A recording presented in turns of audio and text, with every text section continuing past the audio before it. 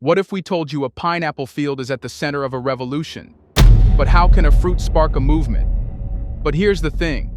In Burkina Faso, this isn't just about pineapples. It's about resilience, independence, and saying, we are going to take control of our future. You are going to want to hear this one because it's about way more than farming. It's about people, leadership, and the kind of vision that can transform a whole country. And you won't look at pineapples the same way again. Here, we would like to take a moment and thank you for supporting us and being a valued part of our strong community. And if you are not yet a member, we encourage you to join us and help build an even stronger community together. Let's get started. So, let's set the stage.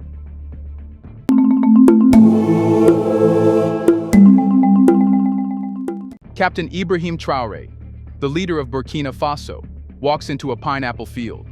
It's not some grand conference hall or a flashy government building. It's a patch of farmland under the blazing sun. Why? Because this is where the real work happens. Burkina Faso isn't just a country where farming is important. It's the lifeblood of the nation. Agriculture is woven into the fabric of daily life, providing food, jobs, and a sense of purpose for millions. More than 80% of the population depends on farming as their primary source of income. Think about that for a moment. 8 out of every 10 people rely on the land not just to survive, but to thrive. Here's how it works. Families plant crops like millet, sorghum, maize, and rice, staples that form the backbone of their diets. The produce isn't just for their tables. It's sold in local markets, earning the money needed to buy other essentials.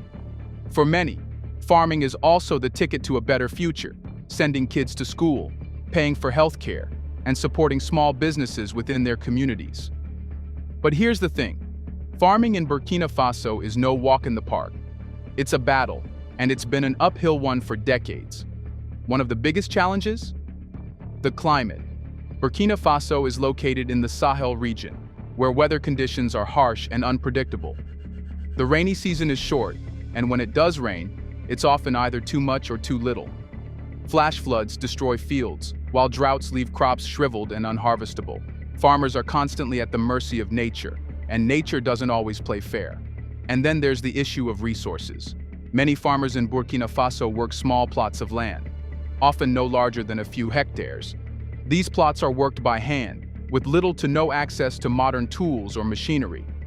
Fertilizers and pesticides, when available, are often too expensive for small-scale farmers to afford. Without these resources, yields remain low, and farmers struggle to produce enough to meet even their basic needs. Let's not forget about the knowledge gap.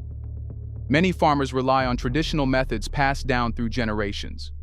While there's wisdom in these practices, they are not always equipped to handle the challenges of today, like climate change, soil degradation, and increasing population pressure. Outdated techniques mean fields aren't as productive as they could be, and farmers are left working harder for less. Another hurdle? Access to markets. Even when farmers manage to grow a surplus, getting their crops to market is often easier said than done. Poor infrastructure, unpaved roads, limited transportation, and a lack of storage facilities mean much of the produce goes to waste before it ever reaches a buyer. For farmers, this is heartbreaking. They have done the work, only to see it slip through their fingers because of logistical issues beyond their control. And yet, despite these challenges, the people of Burkina Faso keep going. Farming is more than just a job here. It's a way of life. It's about resilience, adaptability, and hope. It's about mothers and fathers waking up at dawn to tend their fields, knowing that every seed they plant is an investment in their family's future. But the struggle is real, and the stakes are high. That's why initiatives like these are so crucial. Farmers need more than just good weather and determination. They need tools, training, and support to turn their hard work into lasting success. They need a system that values their contributions and gives them the resources to thrive. And most importantly, they need attention. Now you know why it's important for a leader like Traoré to visit fields. But this time he chooses pineapple fields. So why pineapples? Great question. Pineapples are tough. They can handle the heat, thrive in less than perfect conditions, and still produce a harvest that's worth celebrating. They are like the perfect metaphor for the people of Burkina Faso. Resilient, resourceful, and ready to rise to any challenge. Traoré's visit wasn't just about admiring a crop, it was a statement. It was his way of saying, this is what we are capable of. He wasn't there to give a speech or pose for photos. He was there to connect, to listen, and to show farmers that their work matters. And let's be real, this wasn't just about farming. It was about sending a message to the rest of the world. Burkina Faso is done relying on imports and aid. They are building a future where they can stand on their own, starting with the land under their feet. Bonjour, comment vous allez?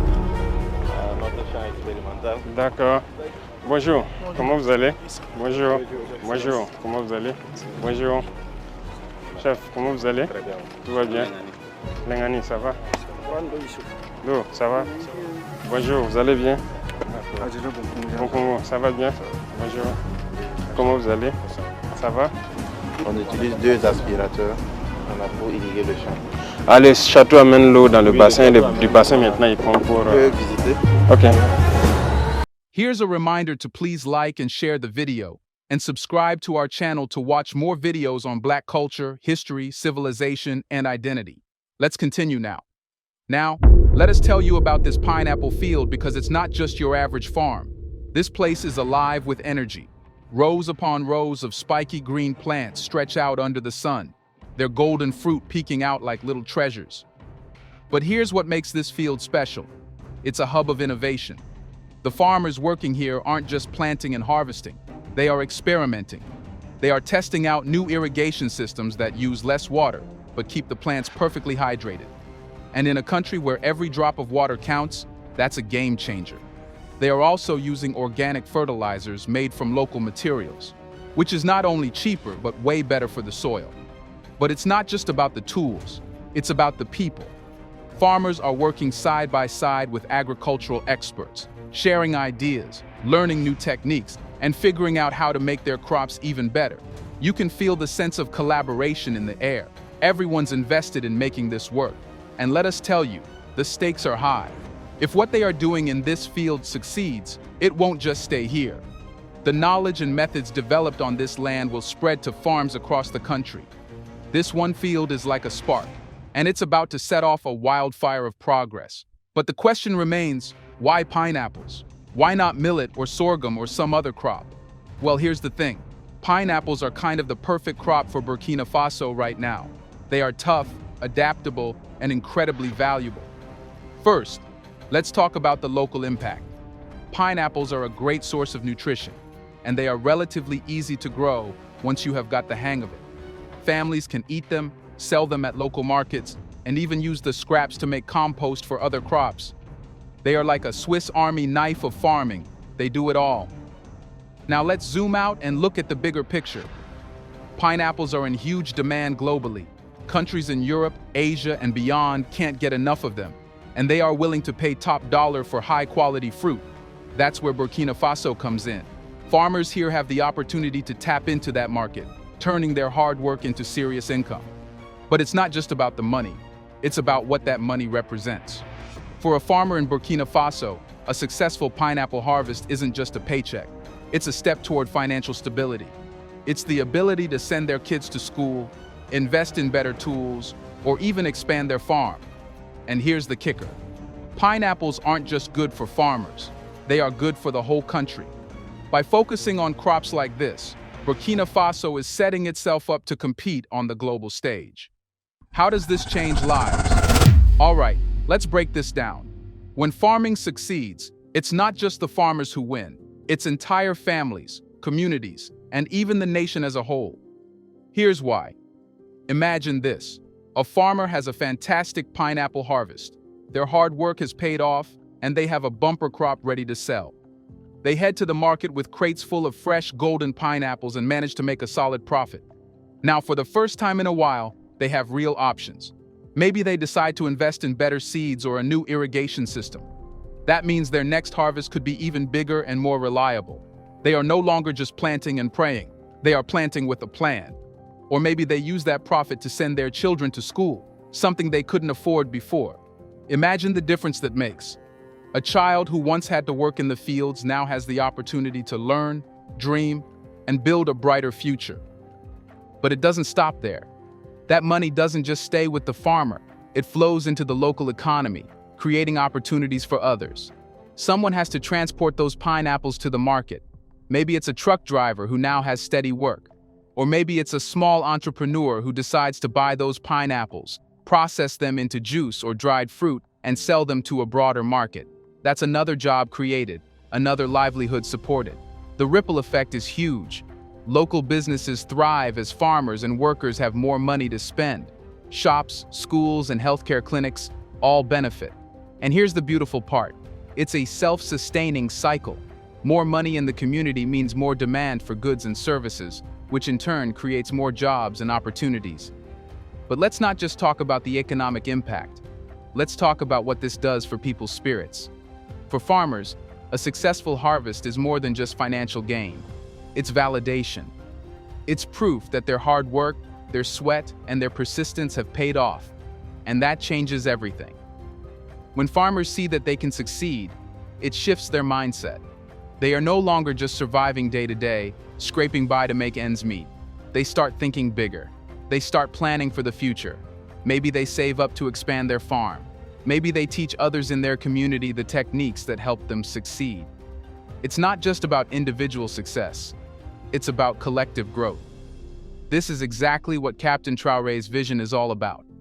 He's not interested in quick fixes or band-aid solutions. He's not handing out aid and hoping for the best.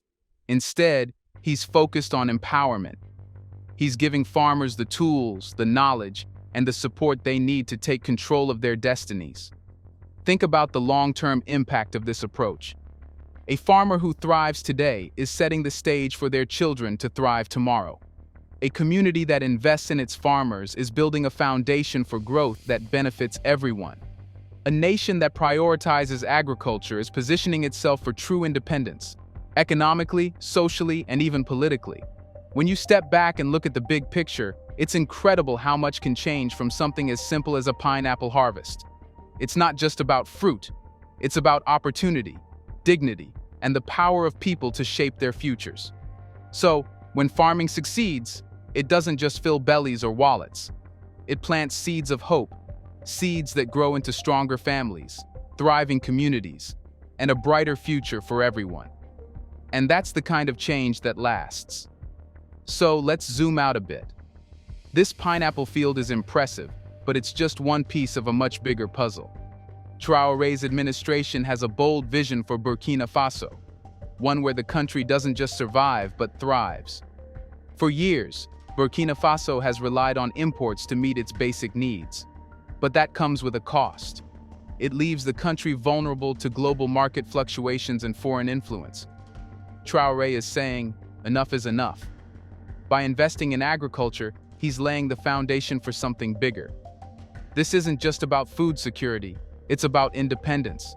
It's about creating a system where Burkina Faso can feed its people, fund its projects, and stand tall on the world stage.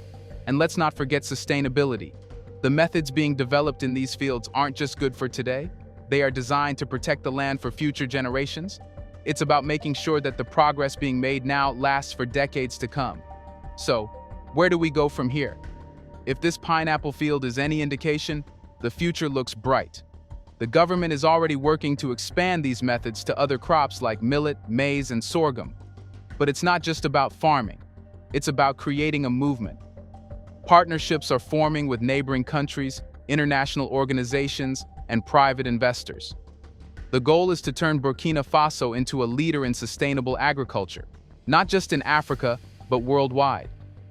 And it's not just the government driving this change. Farmers, entrepreneurs, and communities are stepping up, proving that when people work together, they can achieve incredible things.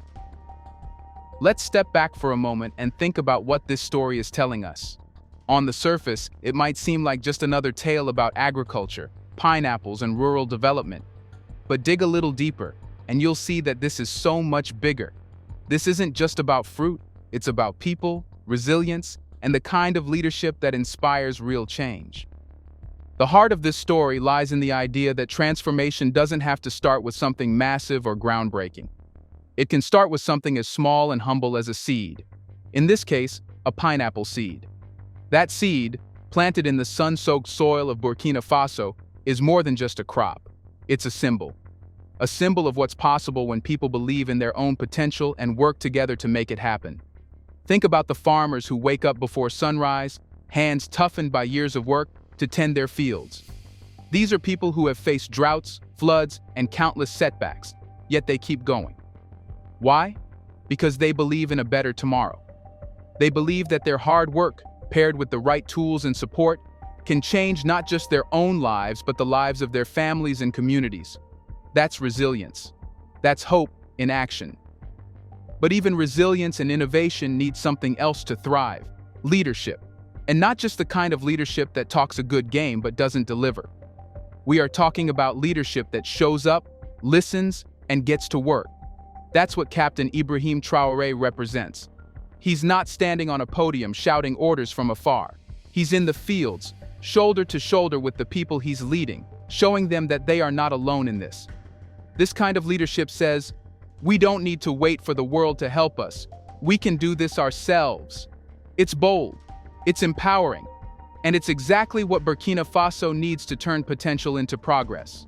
Now, here's the part that sticks with you. This lesson isn't just for Burkina Faso. It's for all of us. It's a reminder that big changes don't always come from big things. They often start small. A seed planted in the ground, a fruit ripening in the sun, a vision in the mind of a leader who dares to believe in their people. It's easy to get caught up in the idea that change requires massive investments or revolutionary technology. But sometimes, all it takes is a little bit of determination, a willingness to try something new, and the courage to believe that things can get better. So, the next time you see a pineapple, don't just think of it as a tropical fruit or a tasty snack. Think of it as a symbol of what's possible. Think about the farmers in Burkina Faso who are proving that with hard work, determination, and a little bit of innovation, they can change their world. So, what's your pineapple? What's that small, simple thing in your life that could grow into something much bigger? Let us know in the comment section. Are the seeds Traoré is sowing will leap into Burkina Faso's progress? Do you want to watch more videos like this one? If so, subscribe to our channel and press the bell icon next to it. We have decided to bring videos on something nobody talks about: the Black culture, civilization, history, and evidence about how glorious Blacks have been. Thanks for watching, and until the next video, stay tuned.